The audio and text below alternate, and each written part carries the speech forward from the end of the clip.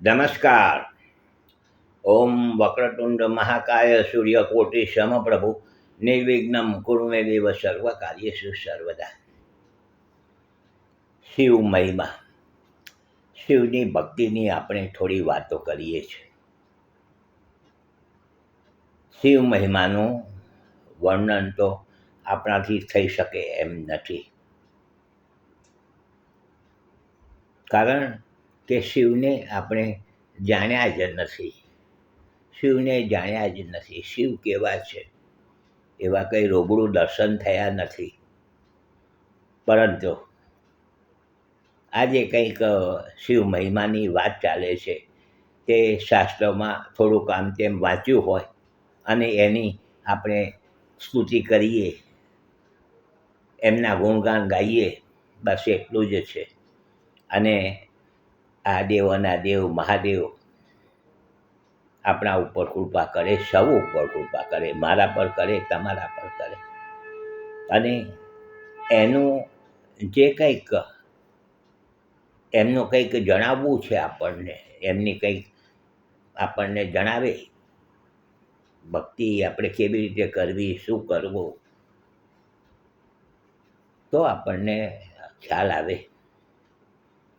ભગવાન શ્રી કૃષ્ણએ ગીતામાં અર્જુનને પોતાનું વિશ્વરૂપ દર્શન કરાવ્યું. આપણે વાંચ્યું 11મા અધ્યાયમાં વિશ્વરૂપ દર્શનનો અધ્યાય આવે છે. એમાં ભગવાને અર્જુન ઉપર કૃપા કરી અને દિવ્ય ચક્ષુ આપ્યા. દિવ્ય ચક્ષુ આપ્યા અને અર્જુને ભગવાનનું વિશ્વરૂપ દર્શન કર્યું અને આનંદિત થઈ ગયા.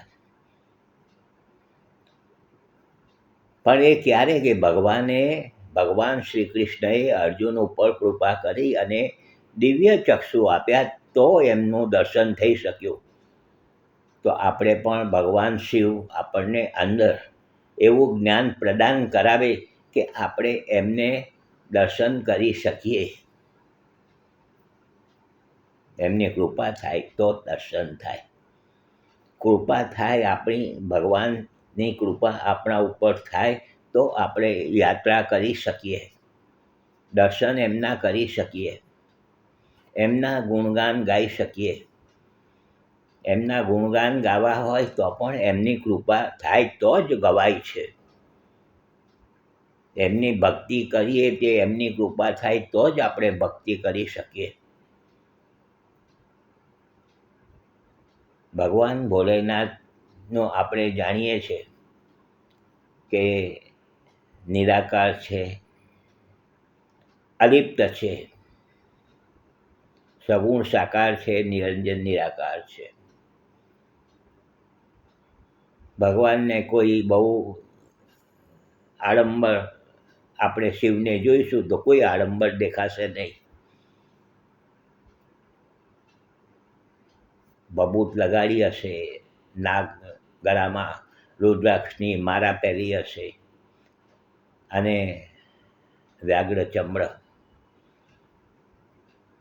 એમાં કંઈ બહુ મોટું અંદર છે નહીં કે ભાઈ ટાપ ટીપવાળા ભગવાન હોય અને શણગાર સજ્યો છે, એવું નથી. તો આવા ભગવાન ભોલેનાથને આપણે પૂજન અર્ચન કરીએ, કારણ કે આપણું આ પૂજન અર્ચન કરવાથી આપણું મન શુદ્ધ થાય છે, સાત્વિક મન થાય છે. એમનું જે કંઈક સાંભળીએ છીએ, શ્રાવણ મહિનો છે એટલે શ્રવણ કરીએ, સાંભળીએ તો પણ આપણું મન પવિત્ર થાય છે અને એની તરફ એક ડગલું આગળ વધાય છે. અને આગળ વધ્યા પછી આપણે એના પર છોડી દેવાનું છે કે તમારે હવે દર્શન કરાવવા હોય તો, નહીં તો હું તો ભક્તિ તમારી કરતો જ રહીશ. તો આ બહુ દયાળુ છે, અંદરથી જ્ઞાન પ્રદાન કરાવશે. વાતો બહુ ઘણી છે ભગવાનની. કાલે પાછા મળીશું. જોડાયેલા રહેજો. સારું લાગે તો લાઈક કરજો, શેર કરજો, બીજાને જોવાની ભલામણ કરજો. હસમુખલાલ ઝવેરીના સૌને નમસ્કાર. જય શ્રી કૃષ્ણ. ઓમ નમઃ શિવાય.